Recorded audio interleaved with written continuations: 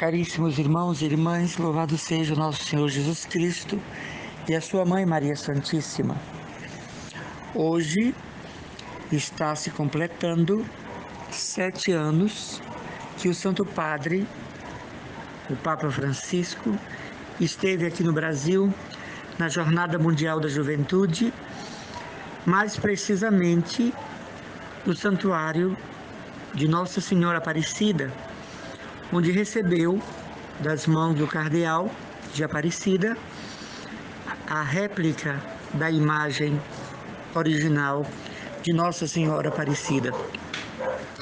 Eu tive a graça de estar no Rio de Janeiro durante a Jornada Mundial da Juventude e quero partilhar com vocês aquela emoção daquele dia em que aquela multidão de jovens do mundo inteiro, bandeiras de todas as nações, um grande cenáculo, numa grande reunião de fé, aclamávamos a presença do Sumo Pontífice, sucessor de Pedro, ali na praia de Copacabana. A emoção de ver jovens do mundo inteiro, religiosos e religiosas do mundo inteiro, sacerdotes, seminaristas, monges e monjas do mundo inteiro. É uma emoção sem igual, é uma emoção que não dá para descrever só com palavras. Perceber que ali no altar está o legítimo sucessor do apóstolo São Pedro, o continuador da missão apostólica, aquele a quem Jesus abençoa, aquele a quem Jesus entrega verdadeiramente as chaves da igreja, é para um cristão católico uma emoção inesquecível. Verdadeiramente, naquele dia em que o Papa Francisco pisou o solo brasileiro, nós nos sentimos como igreja em uma unidade mundial, porque ali estavam jovens do mundo inteiro a escutar o nosso Santo Padre nos clamar por uma vivência profunda da nossa fé católica, nos pedir um amor incondicional à Santa Igreja, nos propor uma cooperação com o seu pontificado, nos alertar dos perigos de uma vida sem Deus e transitar no meio daquele povo quebrando o protocolo, abraçar jovens, beijar crianças, abençoar enfermos, saudar autoridades, dizendo: eu sou um como vós, eu estou no meio de vós como aquele que serve.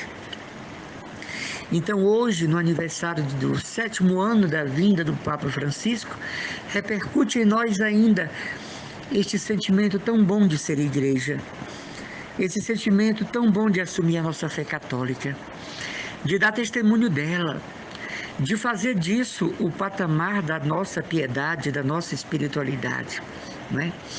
Eu penso que aquela multidão de jovens ao redor do Papa, ali naquele encontro da Jornada Mundial da Juventude, no Rio de Janeiro, foi profético.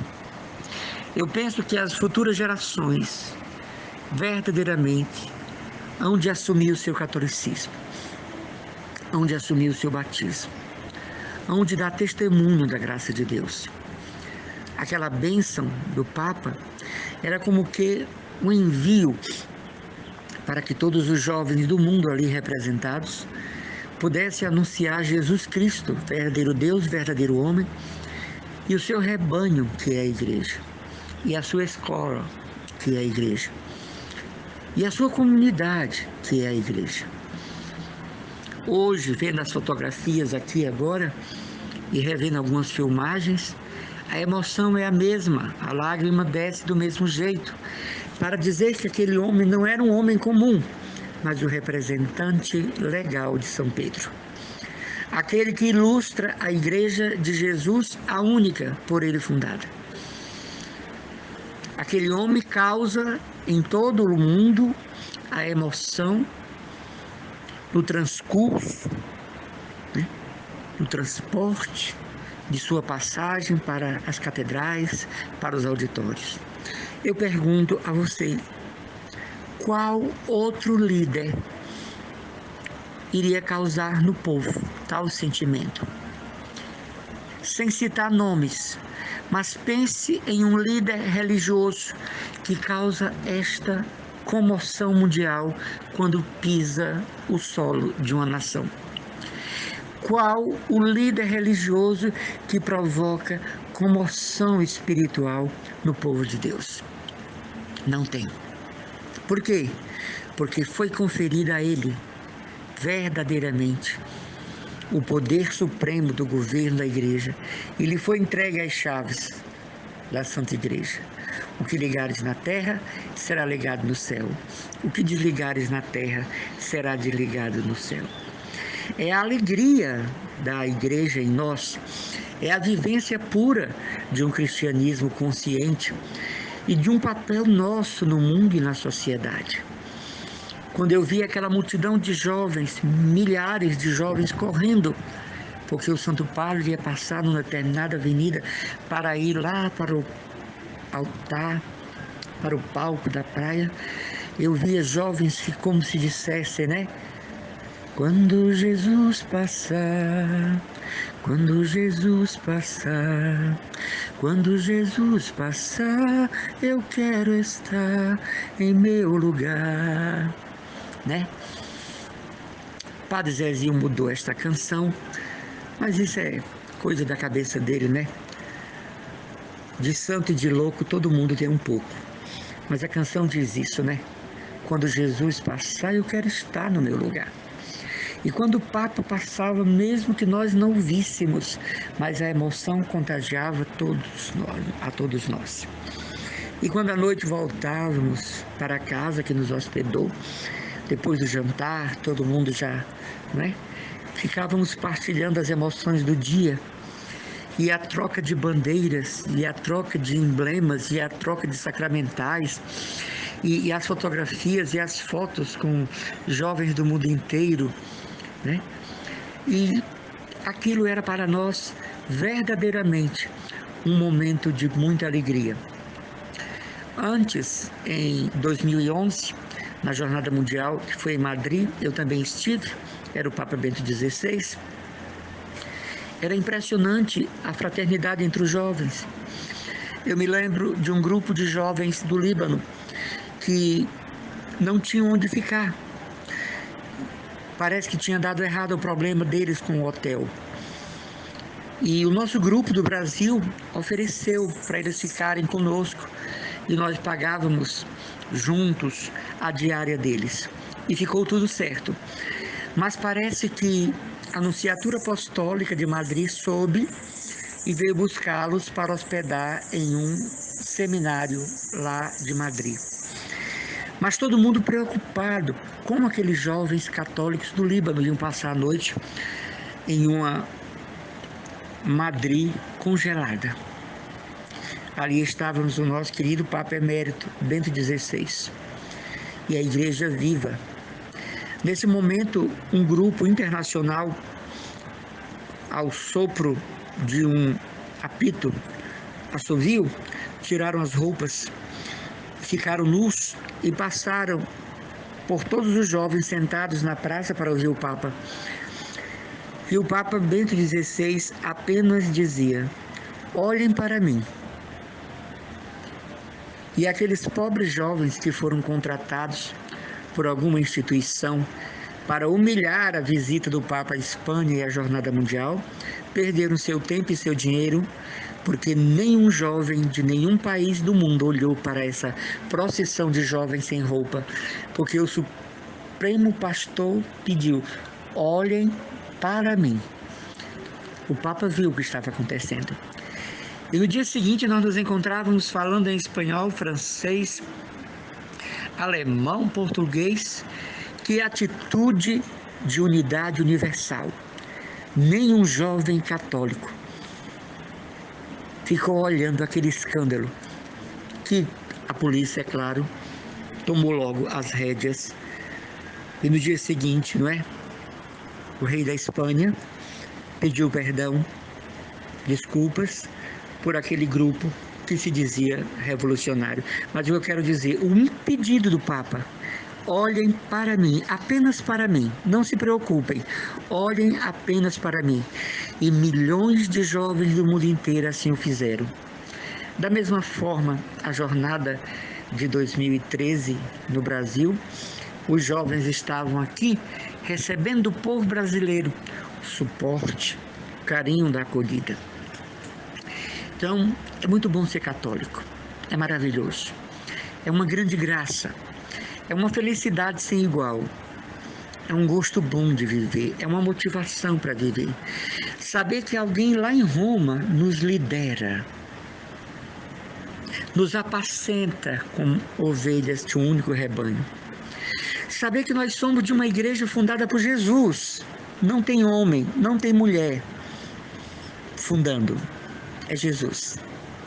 A história o comprova. Saber que eu estou no rebanho do Senhor. E que a igreja do Senhor não são várias, mas apenas uma. E a gente respeita quem pensa diferente. O cristianismo pode empolgar todas as pessoas de todos os credos e religiões. Nós não nos admiramos de ninguém que siga Jesus e não seja católico. A figura de Jesus é empolgante. A figura de Jesus é apaixonante. A figura de Jesus é decisiva. Então, por isso existem igrejas evangélicas, né? Comunidades cristãs, né? Eu me recordo que uma vez eu estive em São Paulo para um congresso da Ordem Terceira do Carmo, do qual eu participava, e no último dia era livre. Nós podíamos passear um pouco em São Paulo, porque as reuniões já tinham terminado e só teríamos uma missa de encerramento, né? Com o provincial. E eu fui, né, de metrô, visitar algumas congregações que eu era amigo por carta, né? A gente ainda estava no tempo das cartas. E quando nós chegamos na estação, eu vi um grupo de 3 freiras esperando o mesmo metrô que eu de hábito completo. E aquelas 3 irmãs, elas eram de uma beleza extraordinária. Eu fiquei pensando se não era uma pegadinha da Dove, da Mary Kay, da Boticário, né? Eu fiquei pensando se não eram moças vestidas de freira, fazendo propaganda de algum produto, uma brincadeira, né? Eram de uma beleza extraordinária, 3. E elas olhavam para mim, balançavam a cabeça, eu olhava para ela, balançava a cabeça, e assim ficamos por 5, 10 minutos. Chegou uma hora que não deu mais para ficar só balançando a cabeça. Hábito branco, cordão franciscano, branco, e eu me aproximei delas. Me apresentei, disse que tinha havido um congresso do Carmelo, da Ordem Terceira do Carmo, e perguntei qual a congregação delas. E percebi que elas eram estrangeiras, todas 3.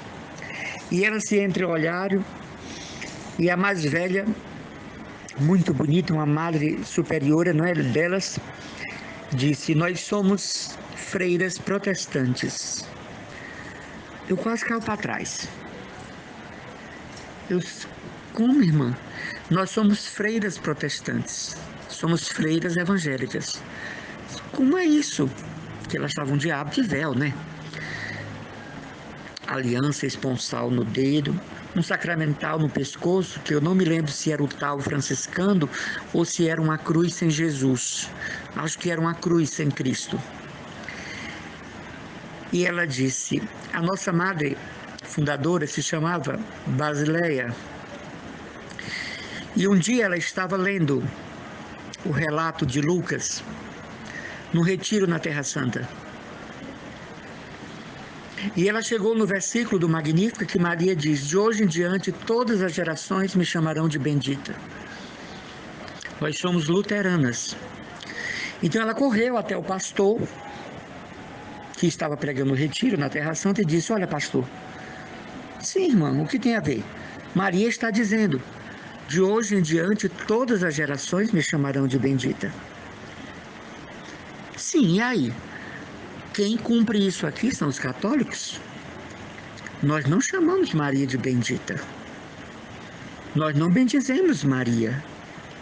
Logo, não estamos cumprindo a palavra de Deus.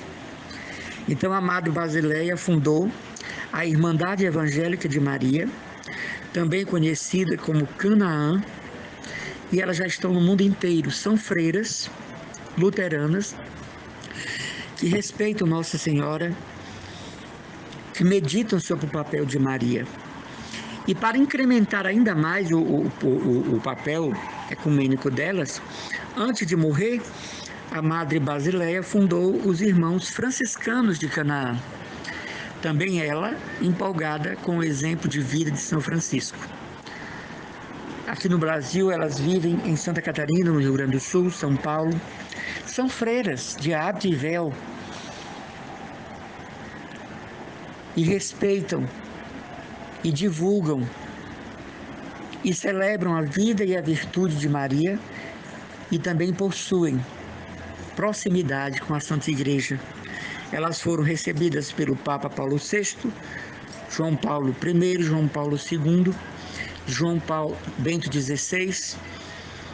Não sei se já foram por esse Papa Francisco, não é? Mas elas são freiras. E qual é o trabalho delas? É mostrar ao mundo a fé no Deus Salvador de Israel, que escolhe Maria entre o povo para torná-la a eleita serva do Senhor. E elas reconhecem o Papa, mesmo sendo luteranas, como representante visível de Cristo na terra. Tanto que já foram recebidas várias vezes por vários papas. Para dizer o que, irmãos? O Espírito sopra onde quer. O Espírito faz acontecer. Não é? Se você quiser mais informações, você pode entrar em contato com elas. Olhe o site delas, Canaã no Brasil. Ou então, Irmandade Evangélica de Maria. Tá certo? Vocês podem encontrar na internet o testemunho da Madre Basileia e a congregação de freiras que ela fundou, evangélicas, protestantes, luteranas. É muito fácil, coloquem Canaã no Brasil e mais facilmente para encontrar Irmãs Evangélicas de Maria. Olha que coisa linda! O transbordamento da doutrina da igreja fazendo o bem aos outros que não são católicos. Então, é natural que hajam igrejas por conta de que Jesus é uma personalidade universal. Mas a verdade tem que ser dita. Ele fundou uma única igreja, não é? Se alguém disser para você todos os caminhos levam para Sobral, você vai discordar. Todas as estradas de Fortaleza levam para Juazeiro, você vai discordar. Não é assim? Qualquer ônibus me leva para o Montese, qualquer ônibus me leva para Parangaba, qualquer ônibus que eu pegar me leva para Messejana, você vai discordar.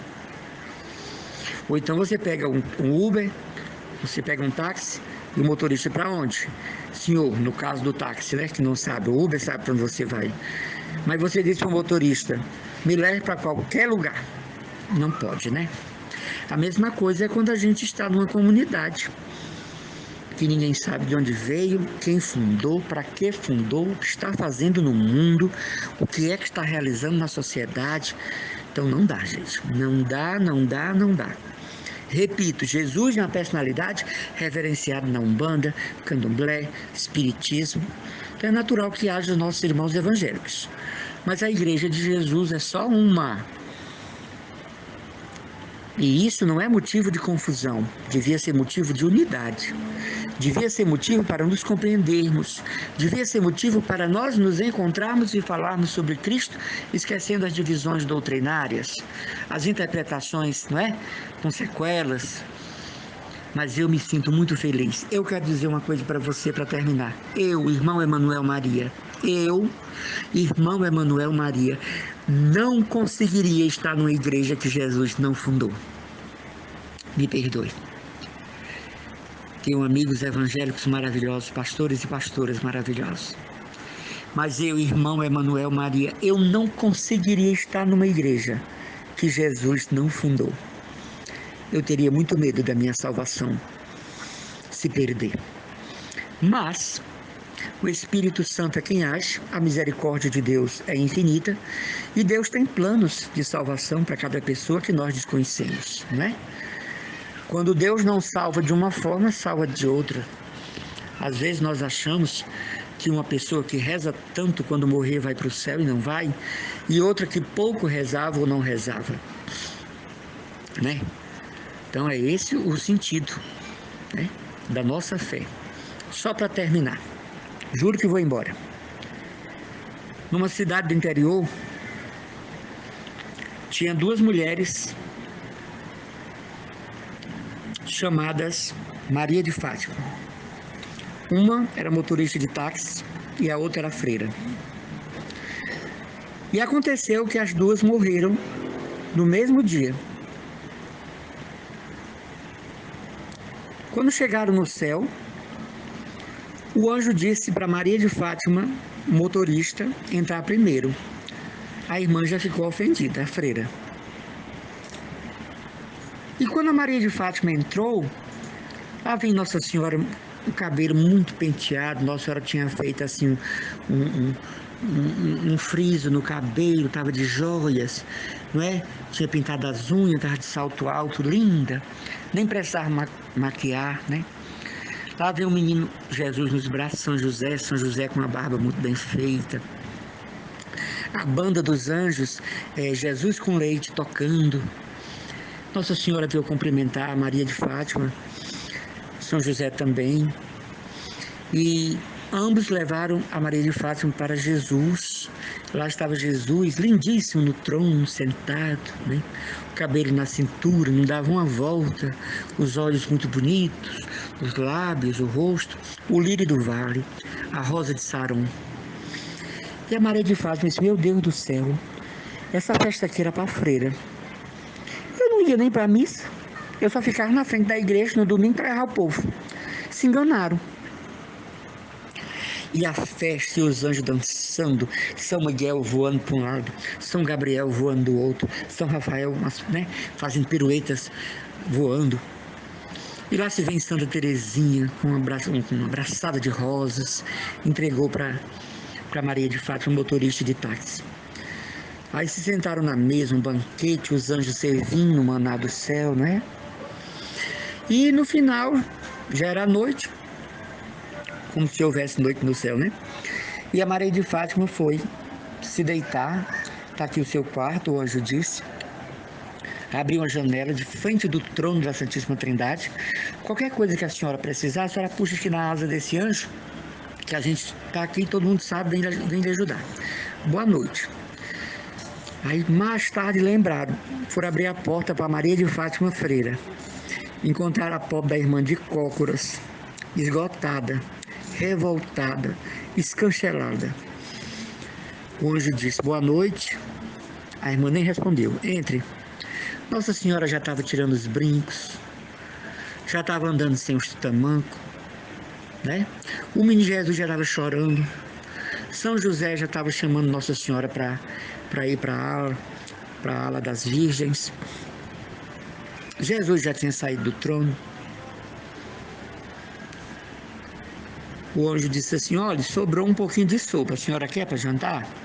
Ela disse: o quê? O que você disse? Meu filho, eu fui religiosa há 40 anos. Eu estive na floresta amazônica, quase que me mato de flechada. Eu estive no Maranhão. Eu fui missionária no Pará, no Amazonas. As anacondas passavam a noite rodeando a nossa casa. Eu fui freira em Fortaleza. Eu fui freira no Piauí. Quase que eu morria de calor todos os dias. Quando eu chego aqui, dei toda a minha vida, 50 anos na vida religiosa, né? E entra essa Maria de Fátima, que nunca foi nem na igreja, diz até que ela era macho e fêmea. Uma festa dessa, o dia todo para essa mulher. Eu que levei mais almas para o céu. Essa festa era para ser para mim. Passei o dia todo dia aqui acocorada. Minha pressão até subiu. Olha que a pessoa subir a pressão no céu, tá demais, tá? O anjo disse: olha, tá tudo certo. Mas o problema é que a senhora não trouxe mais almas para o céu, não, do que a Maria de Fátima, não. Trouxe, sim, 50 anos de vida religiosa. Religiosa. Trouxe, não, vou lhe mostrar aqui, olha, a quantidade de almas. Quando o anjo abriu, era um catálogo imenso. E a irmã disse, como é que ela fez isso? Se nem para missa ela ia. É porque toda vez que as pessoas entravam no carro para ir embora, ela já saía puxando 10 quilômetros, 30 quilômetros, 40 quilômetros. Todo mundo tirava o texto para rezar. Então ela trouxe mais gente para o céu do que a senhora. Mais gente para a igreja do que a senhora. Então é uma historinha, uma brincadeira, né? Para dizer que o que vale para Deus é a intenção. Então, se alguém está servindo Jesus em outro canto, a misericórdia de Deus, tenha compaixão. Mas eu não me sentiria bem numa igreja, num lugar que Jesus não fundou. A vida é tão curta, né? Para perder com ilusões. Meu abraço, minha oração, irmão Emanuel Maria, Comunidade Cristo Dominus.